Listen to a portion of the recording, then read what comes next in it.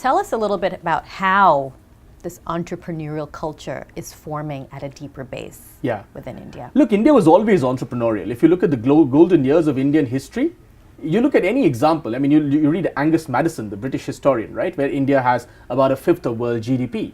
You know, so back in the day, Pliny the Elder, the Roman historian, is writing that, India is finishing the great wealth of the Roman Empire.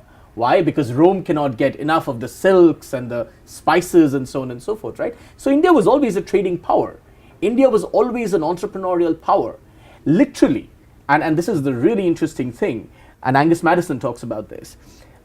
India has about a fifth of the world GDP. In 1857, India loses the first war of independence against the British, right? Which in Britain would be called the first war of mutiny, the first mutiny against the British, right? The power shifts from the East India Company to the British Crown. And literally from 1857 to 1900, India's share of world GDP collapses to about a couple of percentage points of global GDP, right? What happens? Ambedkar talks about it, the great reformer B.R. Ambedkar, who wrote India's constitution, talks about this. Essentially, the British Crown destroys through terrible taxes and levies and economic controls the entrepreneurial power of India, from its textile industry to its handicrafts industry to its shipbuilding industry. Everything is destroyed. Colonialism destroys India.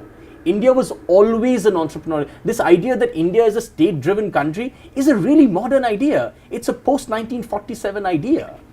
That's not what India has ever been. You look at 2,500 years of Indian history. India has always been a country that produced wonderful things, right? And we've forgotten that legacy. We've destroyed and forgotten that legacy. And I talk about it because finally, when the economy opened again, the natural entrepreneurial genius of India is coming to the forefront. But the state has impeded that genius at every level.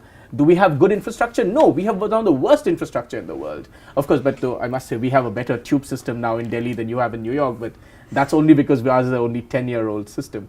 But we just have not been able to build the kind of infrastructure, and the state has refused to get out of the way. The state impedes entrepreneurs at every level.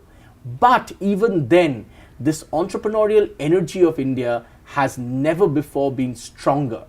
So there is a new wave of entrepreneurs.